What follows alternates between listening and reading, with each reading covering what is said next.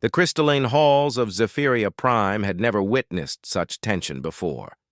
Ambassador Kethval of the Zerion Empire stood before the assembled representatives of 43 galactic civilizations, his scaled hands trembling as he activated the holographic display. The chamber fell silent as images of human technology flickered to life above the central platform. "Honored members of the Galactic Council," Kethval began, his voice carrying across the vast chamber through translation devices. "What you are about to see will change everything we thought we knew about the species that calls itself humanity." The first image showed human ships from 50 years ago, when they had first stumbled into galactic space with their primitive chemical, rockets and crude metal hulls. The assembled aliens had laughed then, dismissing humanity as another backwater species that would take millennia to develop anything worthwhile. The next image silenced every whisper in the chamber. Modern human vessels gleamed with quantum drives that bent space around them, their hulls incorporating materials that some civilizations had taken thousands of years to develop. Energy readings showed power outputs that rivaled the greatest dreadnoughts in the galaxy. "In 50 standard years," Kethval continued, "humanity has accomplished what took the Vorthak Collective 3,000 years to achieve. Their rate of technological advancement is not just unprecedented, it is impossible according to every model of species development we have ever observed." Chancellor Vexara of the Mechanical Nexus Collective rose from her crystalline chair, her cybernetic implants glowing red with agitation. "You speak of impossibility, yet here is the evidence before us. How do they advance so quickly?" The answer came from Dr. Zeth Wayne, the Council's chief xenobiologist. His ethereal form shimmered as he spoke through his translation matrix. "We have studied human behavior patterns for decades. They possess a trait that no other species has demonstrated to this degree. They call it adaptability, but it goes beyond mere survival instinct. Humans actively seek out challenges that other species would avoid. They deliberately place themselves in situations that force rapid evolution of their capabilities." More images appeared showing human colonies spreading across dozens of star systems, each one pushing further into dangerous or unexplored regions of space. Unlike other species that expanded cautiously and consolidated their gains, humans seemed to leap from system to system with reckless determination. "Observe their military doctrine," Kethval said as tactical displays filled the air. "While we build larger ships with more powerful weapons, humans focus on speed, flexibility, and what they call force multiplication. A single human squadron can coordinate actions across multiple star systems simultaneously. Their commanders operate with independence that would be considered insubordination in any of our fleets. Yet this produces results that consistently exceed their apparent capabilities." The Etherian representative, a being of pure energy contained within a crystalline matrix, pulsed with concern. "The implications are clear to those who can calculate probability streams across temporal dimensions. If current trends continue, human technological advancement will surpass all known civilizations within 200 years. Within 500 years, they will possess capabilities that could reshape the fundamental structure of the galaxy."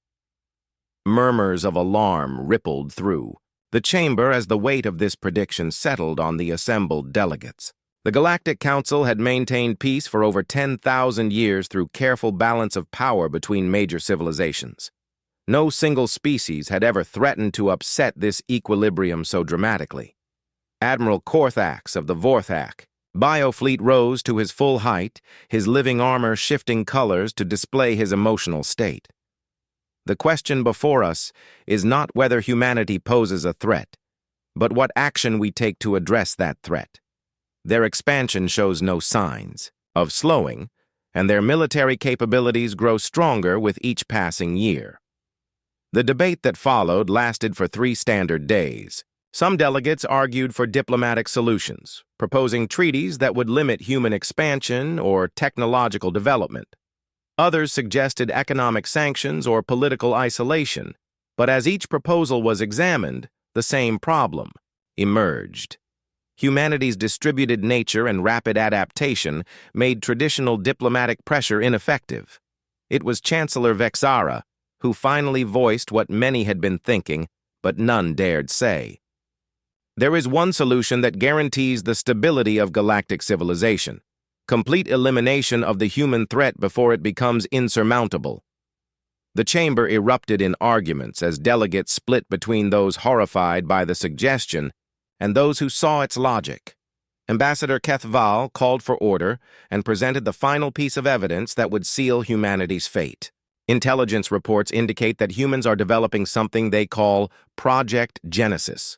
Our sources suggest it involves manipulation of quantum mechanics at a planetary scale. If successful, this technology could allow humans to terraform entire systems or potentially create artificial worlds. The strategic implications of such capability in human hands cannot be overstated. The vote, when it finally came, was closer than the historical records would later show. 23 civilizations voted in favor of what became known as the Cleansing Protocol. 15 voted against, and 5 abstained. It was enough to authorize the most massive military operation in galactic history. The plan was elegantly simple in its brutality. 7 major military powers would contribute their most advanced fleets to a coordinated strike on all human territories simultaneously. The Xerian Empire would provide their reality-warping dreadnoughts capable of existing in multiple dimensions at once. The Vorthak Collective offered their bioships, living vessels that could adapt to any defensive measure. The Nexus Collective committed their self-replicating hunter-killers, machines designed to pursue and eliminate targets across unlimited distances. 4 other major civilizations added their own specialized capabilities to the assault force. The combined fleet represented the accumulated military might of civilizations that had spent millennia perfecting the art of warfare. Against them stood humanity's navy of perhaps 3,000 ships scattered across dozens of systems. The irony was not lost on the more thoughtful delegates that they were about to prove human adaptability in the most direct way possible.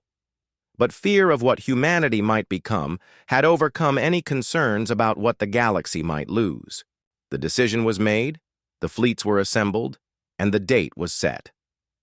In 3 months, the human species would face extinction, and the galaxy would learn whether they had chosen wisdom or made the greatest mistake in galactic history.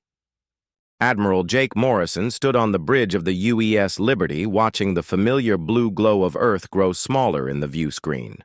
The massive dreadnought was 3 days into what should have been a routine patrol of the outer solar system, when Lieutenant Commander Kate Phillips burst through the bridge doors with a communication pad clutched in her trembling hands.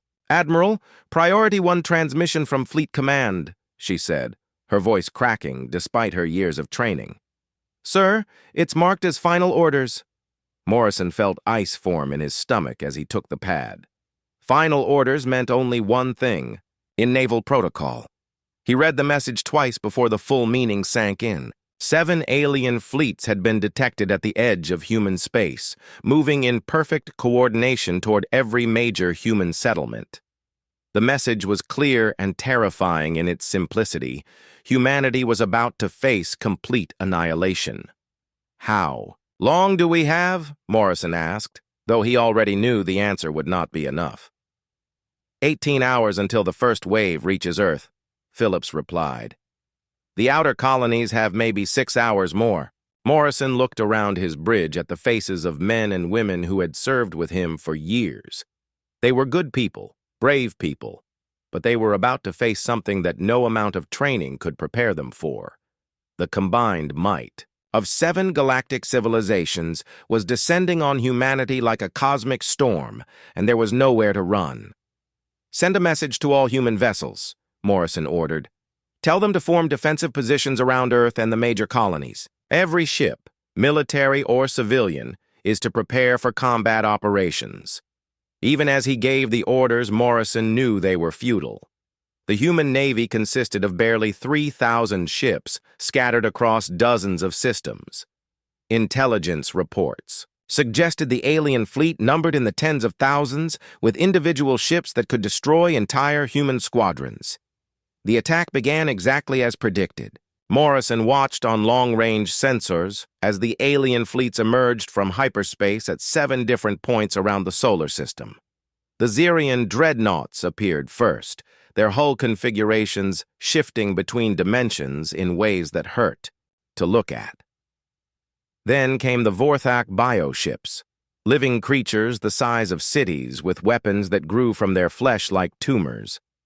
Captain Lisa Rodriguez, commanding the UES Defiance, was positioned near Mars when the first wave struck. Her voice came through the communication system with the calm professionalism that had made her one of the Navy's most respected officers. "Liberty, this is Defiance. Enemy vessels are ignoring our defensive positions and heading straight for the orbital platforms. These ships are bigger than anything in our tactical database. Requesting permission to engage." "Permission granted," Morrison replied, knowing he was sending good people to their deaths. "All vessels, you are authorized to engage enemy targets. Give them everything we have." The battle that followed was not really a battle at all. It was an execution. Human ships fired their most powerful weapons at the alien vessels and watched their energy beams dissipate harmlessly against shields that operated on principles human science barely understood. Meanwhile, the alien response was devastating. Single shots from Xerion vessels erased human ships from existence, not destroying them, but somehow making it so they had never been there at all. The Vorthak bioships were even worse. They fired living projectiles that burrowed into human vessels and consumed them from within, converting the metal and crew into raw materials for more weapons. The mechanical ships of the Nexus Collective simply overwhelmed human defenses through sheer numbers, each destroyed unit immediately replaced by 2 more.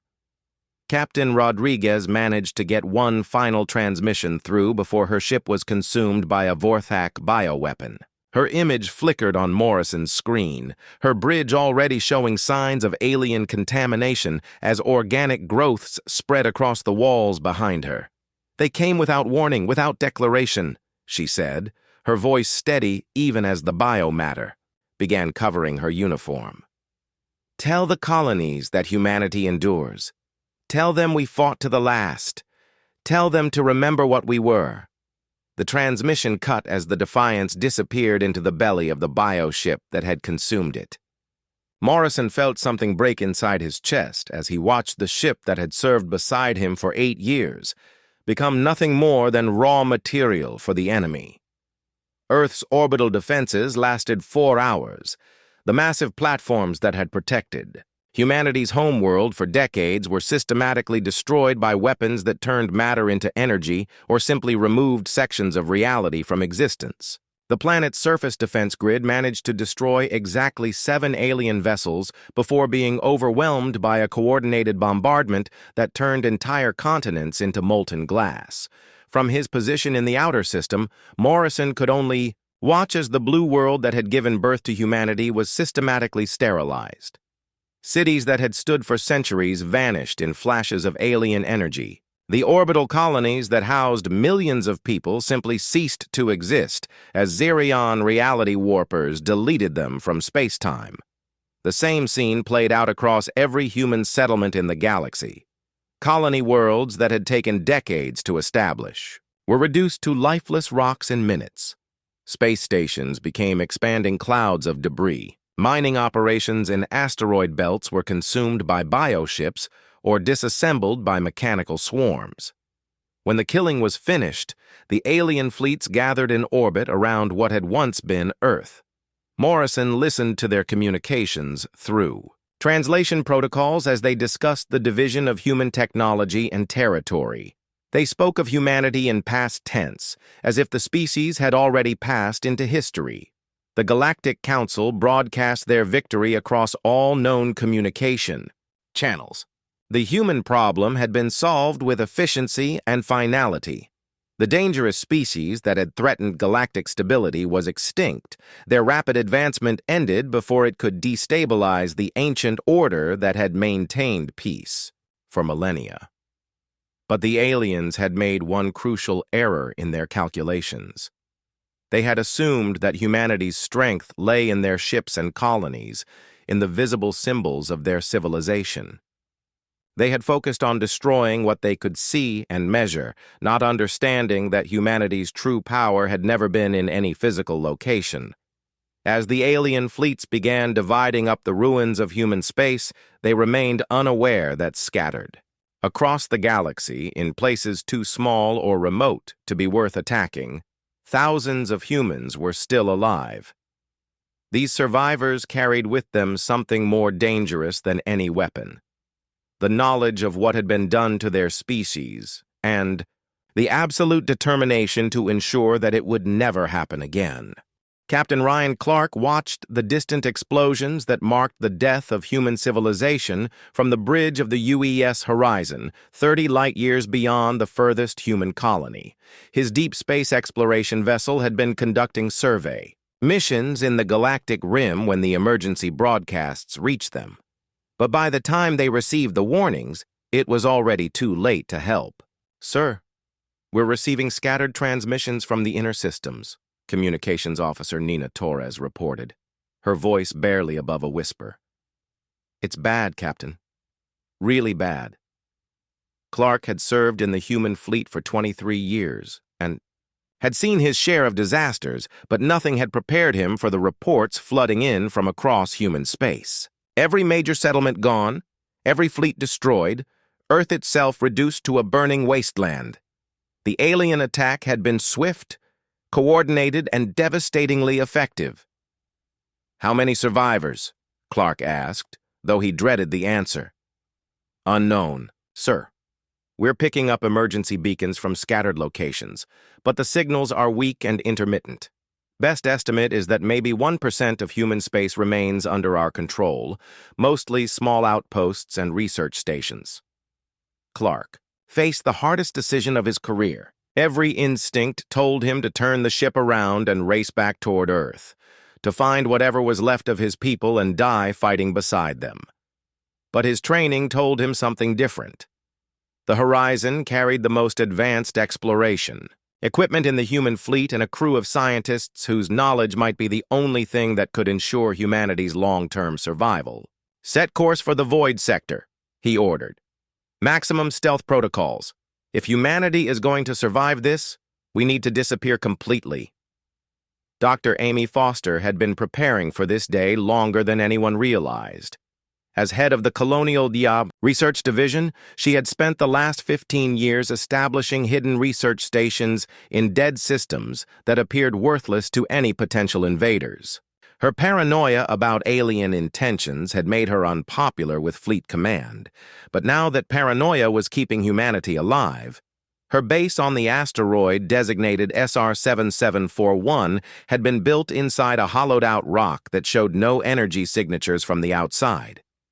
The facility could support 300 people indefinitely and contained complete manufacturing capabilities for everything from basic supplies to advanced technology. When the emergency broadcasts reached her, Foster immediately activated Protocol 7, the evacuation plan she had hoped never to use. "All research stations, this is Foster Command," she transmitted on the secret frequencies that only her people knew. "Implement total blackout procedures immediately. Begin evacuation of all non-essential colonies to designated safe zones. This is not a drill." Lieutenant Commander Sam Torres had been working a mining operation in the asteroid belt of Kepler 442 when the alien fleets arrived. Unlike the major colonies, the mining station was too small and remote to warrant direct attack, but Torres knew it was only a matter of time before alien scouts found them. He gathered the 47 miners under his command and made them an offer that would change their lives forever. "We can run and try to find somewhere to hide," he told them in the station's main assembly hall. "Or we can fight. Not against their main fleets, because that would be suicide, but against their supply lines, their scouts, their isolated outposts. We make them pay for every system they try to claim." The miners were not soldiers, but they were tough people who had spent years working in the most dangerous environments imaginable. More importantly, they knew the asteroid fields and dead systems better than any military force. Within hours, Torres had transformed a mining operation into the nucleus of what would become humanity's first guerrilla fleet. On the agricultural world of New Kansas, Mayor Betty Holmes received word of the alien attack with characteristic efficiency. The planet supported 2 million colonists, mostly farmers and their families, but Holmes had been a military logistics coordinator before entering politics. She knew that evacuating 2 million people without alerting alien scouts would require precision planning and perfect execution. "We have maybe 6 hours before their advanced scouts reach our system," she announced to her emergency council.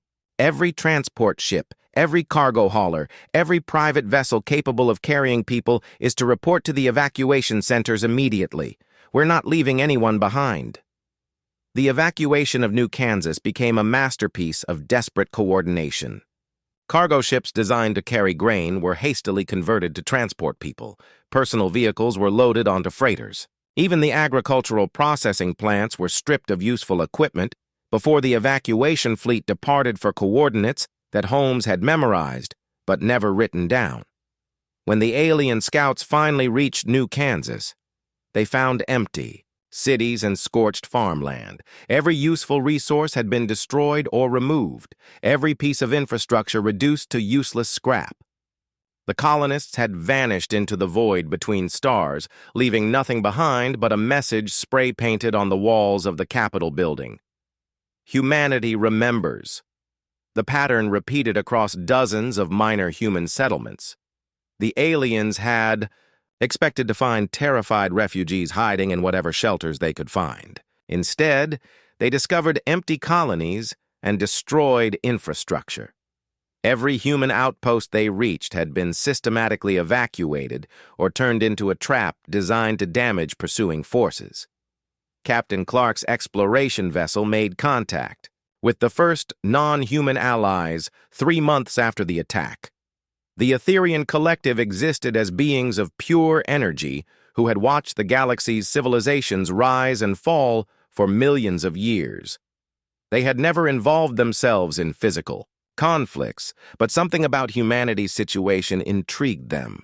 "Your species possesses a quality that we have not observed before," the Etherian representative communicated through the ship's quantum field generators. "Other races seek stability and permanence. You actively embrace change and uncertainty. This makes you valuable as partners in ways that material beings cannot understand." The Etherians offered sanctuary in regions of space that existed outside normal physical dimensions, places where energy beings could protect material refugees from conventional detection. In exchange, they wanted something that no other species had ever been able to provide: fresh perspectives on problems they had been considering for eons. Dr. Foster's mobile laboratories had been reverse engineering captured alien technology while moving between hidden bases across the galaxy. Her breakthrough came when she realized that alien technology was designed for species that thought in linear, predictable patterns. Human innovation thrived on chaos and creative solutions that would never occur to more logical minds. "We're not trying to copy their technology," she explained to her research teams. "We're trying to improve it in ways they would never consider." The first successful hybrid technology combined human quantum computing with Xerion reality manipulation principles. The result was a device that could alter local physics in ways that should have been impossible. Within weeks, Foster's teams were producing weapons that could make alien shields useless and defensive systems that operated on principles the galaxy had never seen. Commander Torres had united various survivor groups into what became known as the Free Fleet, a collection of retrofitted civilian ships, captured alien vessels, and hybrid technology that defied classification. Unlike traditional military hierarchies, the Free Fleet operated as an interconnected network where every ship could act independently while contributing to larger strategic goals. The aliens began experiencing mysterious problems 6 months after their victory. Supply convoys vanished without trace, leaving behind only empty ships drifting in space. Communication relays malfunctioned in ways that their best engineers could not explain. Mining operations reported equipment failures that followed no logical pattern. The Galactic Council dismissed these incidents as random system failures, the inevitable result of rapidly expanding into new territory. None of them could conceive that the extinct humans might be responsible for problems occurring simultaneously across thousands of light-years of space. But humanity had learned something crucial during their apparent defeat. They no longer needed to fight like a traditional military force.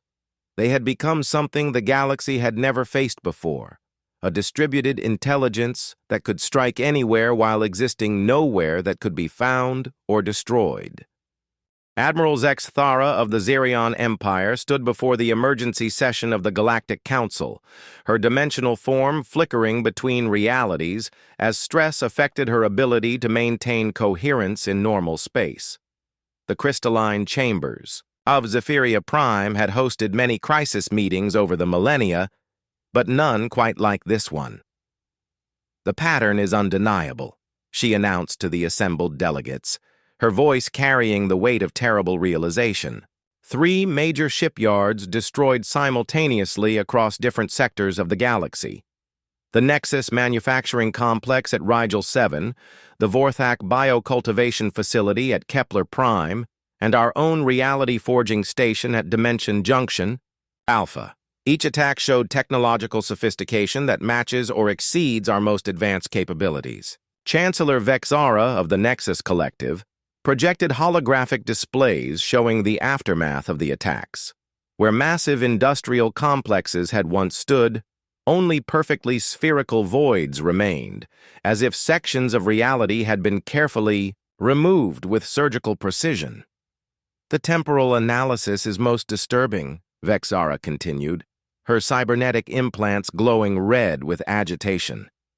All 3 attacks occurred within a 17-minute window despite being separated by hundreds of light-years. This level of coordination requires either instantaneous communication across vast distances or pre-positioned assets that we never detected. Ambassador Kethval shifted uncomfortably in his crystalline chair as the implications became clear. "Are you suggesting that the humans somehow survived our cleansing operation?" "I am stating it as fact," Admiral Zexathara replied. "We have detected quantum signatures at each attack site that match human technology patterns.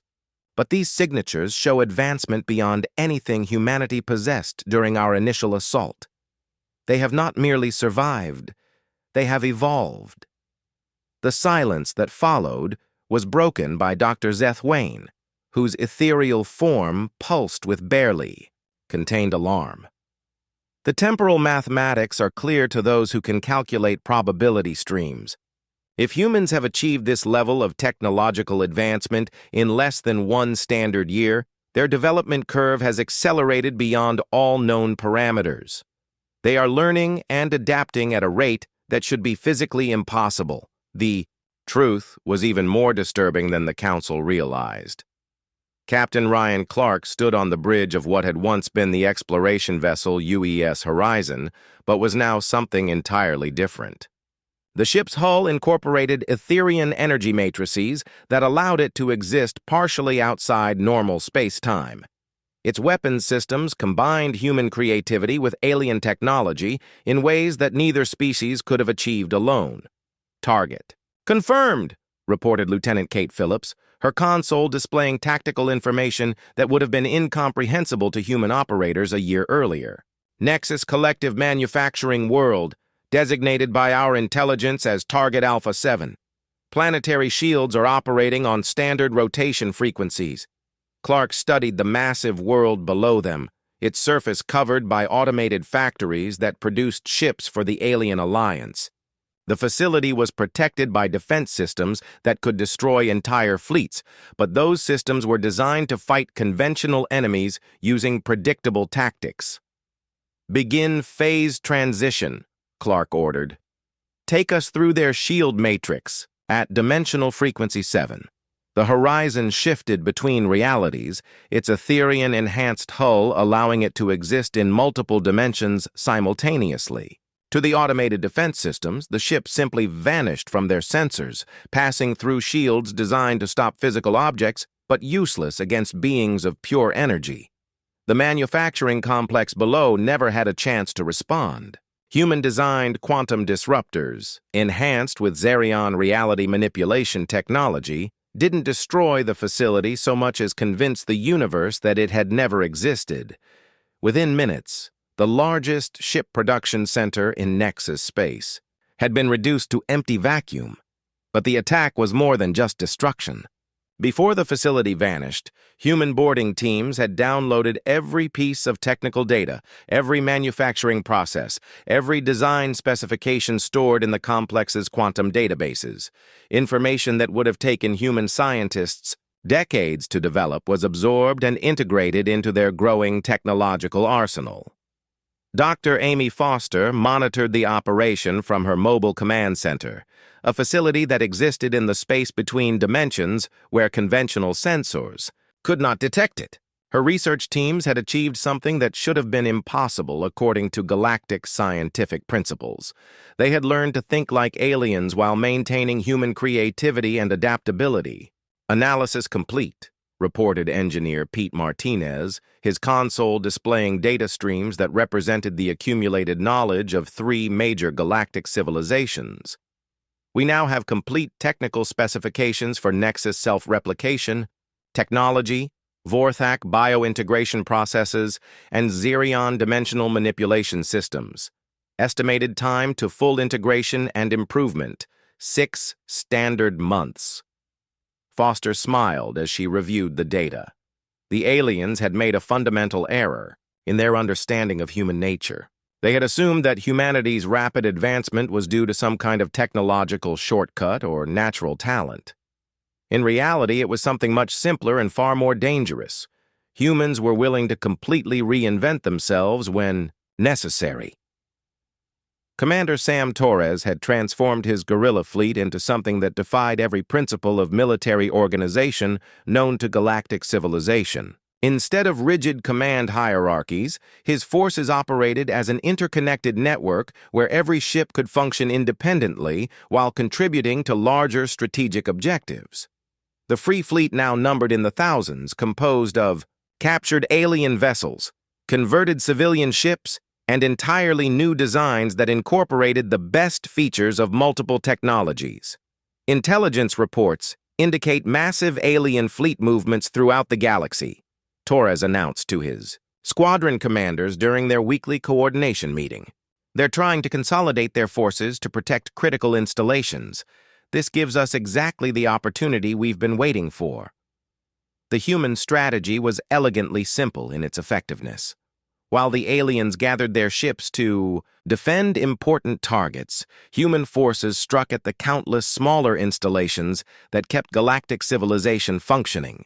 Communication relays, supply depots, repair facilities, and administrative centers vanished one by one, creating a cascade of failures that crippled alien logistics networks. Mayor Betty Holmes had established herself as the coordinator of civilian evacuation efforts, but her role had evolved far beyond refugee management. The millions of displaced humans had become the galaxy's most effective intelligence network, invisible to alien surveillance and capable of gathering information from the most secure locations. Our people are now embedded in 47 different star systems, she reported to the Leadership Council during their encrypted communication session. Maintenance workers, service personnel, technical specialists. The aliens see them as refugees grateful for employment opportunities. They have no idea that every human in their territory is feeding us detailed intelligence about their operations. The revelation that shocked the Galactic Council most was not that humans had survived, but how completely they had infiltrated alien civilization. Human engineers were now running critical systems across the galaxy, having been hired as cheap labor to replace war casualties. Human tactical advisors had been quietly implementing new security protocols in alien military forces. Human diplomats had been facilitating negotiations between alien species while gathering intelligence for their own purposes. Dr. Foster's greatest achievement was not any single piece of technology, but the systematic method she had developed for accelerating human advancement. Instead of trying to understand alien science through human perspectives, her teams learned to think like aliens while retaining human creativity. This hybrid approach allowed them to not just copy alien technology, but to improve upon it in ways that the original creators never considered. "We have achieved something unprecedented in galactic history," Foster announced during her final broadcast to all human forces. "We have absorbed and surpassed the accumulated knowledge of civilizations that spent millennia developing their capabilities. But more importantly, we have proven that humanity's greatest strength was never our technology or our military might. It was our ability to become whatever we needed to be." The message that appeared simultaneously on every communication screen in the galaxy was simple, elegant, and utterly terrifying to those who received it. Dr. Foster's image materialized. In the council chambers, in military command centers, in civilian population centers, and on ships traveling between the stars. "Earth remembers," she said, her voice carrying across the galaxy with perfect clarity. "Humanity returns. The galaxy taught us many things. During our apparent destruction, we learned your technologies, studied your tactics, and discovered your weaknesses. We learned that cooperation achieves more than conquest, that adaptation trumps aggression, and that the greatest victories come not from destroying enemies, but from making them irrelevant." The transmission ended with coordinates and a simple statement that would echo through GEE. The crystalline chambers of Zephyria Prime had never been breached by enemy forces in the 10,000 years since the Galactic Council was established. The building's quantum shields and dimensional barriers were considered impenetrable by any known technology.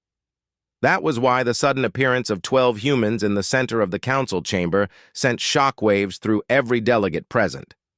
Captain Ryan Clark stepped forward from the group, his appearance unchanged except for the subtle energy field that surrounded him, indicating his integration with Etherian technology. Behind him stood Dr. Amy Foster, Commander Sam Torres, Mayor Betty Holmes, and 8 other humans who had led the scattered remnants of their species through the darkest period in human history. "Honored delegates," Clark said, his voice carrying clearly through the chamber without any need for translation devices. "We have come not as conquerors, but as the galaxy's new administrators. The old order that ruled through fear and preemptive violence ends today." Ambassador Kethval rose from his chair, his scaled hands trembling with a mixture of rage and terror. "You dare enter this sacred chamber after we destroyed your pathetic species? Guards, eliminate these intruders immediately." The chambers. Security systems activated, flooding the space with energy weapons designed to vaporize any living being. The beams passed harmlessly through the humans, who remained standing exactly where they had appeared. Dr. Foster smiled as she gestured to the frantically firing weapons. "Your security systems operate on principles of conventional physics," she explained calmly. "We exist partially outside those constraints now. The Etherian collective taught us that reality is far more flexible than most species realize." Chancellor. Vexara of the Nexus Collective processed this information with the cold logic of her cybernetic implants. "You have allied with entities that exist beyond physical space. This explains your ability to coordinate attacks across impossible distances and penetrate our most secure facilities." "We have allied with everyone," Commander Torres corrected. "The Etherian Collective, yes, but also reformed elements of your own civilizations. Did you think that decades of oppression and rigid hierarchy had no consequences? Many of your own people welcomed the changes we brought." Mayor Holmes activated a holographic display that materialized in the center of the chamber, showing star maps that covered the entire galaxy. Green indicators marked systems under human influence, while red showed areas still controlled by the old galactic order. The delegates stared in shock as they realized that green vastly outnumbered red. "The revolution began the moment you destroyed our fleet," Holmes explained. "Every system you thought you controlled actually contained our agents. Every alien who worked alongside humans during the past year was exposed to human ideas about cooperation, innovation, and shared prosperity. Many found these concepts more appealing than the rigid hierarchies they had known their entire lives. The truth was even more comprehensive than the Council could have imagined. Across the galaxy, alien workers were laying down their tools and refusing to operate under the old systems of exploitation and oppression. Scientists were sharing research freely instead of hoarding knowledge for their governments. Military forces were questioning orders that served political power rather than genuine security needs. Admiral Zexathara flickered between dimensions as her emotional control wavered. "Impossible. Our civilizations have maintained stability for millennia. You cannot destroy the foundation of galactic order in a single year." "We did not destroy anything," Dr. Foster replied. "We simply offered alternatives that your people found more attractive than what you were providing. The foundation of your order was not strength or wisdom, but the absence of choice. When people were given options, they chose differently." Captain Clark gestured to his companions as he continued the explanation. "Each of us represents a different aspect of what humanity learned during our supposed extinction. I learned that exploration and discovery are more powerful than conquest. Dr. Foster discovered that shared knowledge advances everyone faster than hoarded secrets.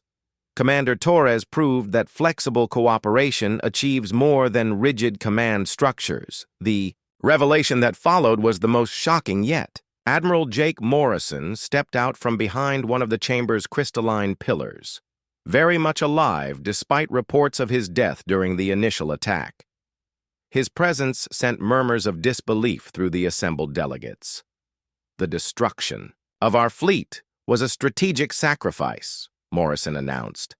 "We allowed you to believe you had won while our real assets remained hidden. Every human death you celebrated was carefully staged. Every destroyed ship had been evacuated. Every burning colony was already empty when your weapon struck. The implications hit the Council like a physical blow. Their great victory had been an illusion, carefully crafted to give humanity time to study their enemies while appearing defeated. The tactical genius of the deception was staggering in its scope and execution. You staged the genocide of your entire species," Ambassador Kethval whispered, his voice filled with a mixture of horror and admiration. "We staged the transformation of our species," Morrison corrected. "Humanity as you knew us did die in those attacks. What emerged was something far more capable and far more dangerous than what you tried to destroy. We learned to become whatever the galaxy needed us to be." Dr. Foster activated another display showing the true extent of human integration into galactic society. Human-trained engineers now operated critical systems on thousands of worlds. Human-developed technologies had been quietly implemented in alien infrastructure networks. Human diplomatic principles had been introduced into interspecies negotiations across dozens of sectors. "The choice before you now is the same one you forced upon us 2 years ago," Foster said. "Adapt or face extinction. But unlike your approach, we offer a third option. Instead of destroying existing civilizations, we propose something that has never been attempted in galactic history: true cooperation between species. The new galactic compact that emerged from the negotiations was unlike any agreement in the recorded history of the galaxy. Instead of maintaining balance through fear and mutual deterrence, the new system encouraged innovation through collaboration. Species that had spent millennia guarding their secrets began sharing knowledge freely. Military resources were redirected toward exploration and colonization of previously unreachable regions of space. Commander Torres explained the enforcement mechanism during the signing ceremony. The old system relied on large fleets and centralized power structures that could be corrupted or overthrown. Our network exists everywhere and nowhere. Every world, every ship, every space station now contains humans and human-trained aliens. who ensure that cooperation remains mutually beneficial. The transformation was not without resistance. Several alien factions attempted to maintain the old order through force, but they discovered that their weapons and tactics were useless against an enemy that could exist partially outside normal space-time. More importantly, they found that their own people were unwilling to fight for systems that offered them nothing but obedience to distant authorities. Mayor Holmes coordinated the establishment of new governmental structures that emphasized local autonomy within galactic cooperation. Instead of rigid hierarchies imposed from above, communities were encouraged to develop systems that worked for their specific needs while contributing to the greater whole. The economic revolution was equally dramatic. The old system of resource, hoarding, and competitive scarcity was replaced by abundance-based planning that assumed cooperation would generate more wealth than competition. Alien civilizations that had spent centuries fighting over limited resources discovered that shared development could create opportunities that none of them could have achieved alone. Dr. Foster's final achievement was the establishment of the Galactic Research Collective, an organization that made all scientific knowledge freely available to every species. The rapid advancement that followed exceeded even human projections as alien scientists, freed from military and political constraints, began collaborating on projects that had been impossible under the old system.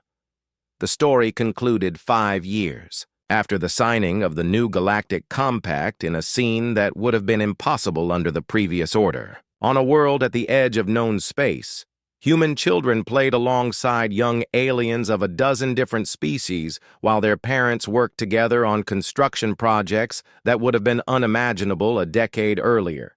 The galaxy had learned that destroying humanity's navy had indeed been their biggest mistake, not because it made humanity angry, but because it forced humanity to become something far more powerful than a military force.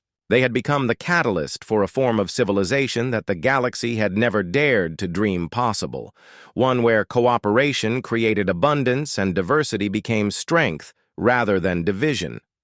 Above them, construction ships from dozens of species worked together to build the first vessels designed for intergalactic exploration, ready to carry the galaxy's unified civilizations beyond the boundaries of known space to discover what wonders awaited among the stars.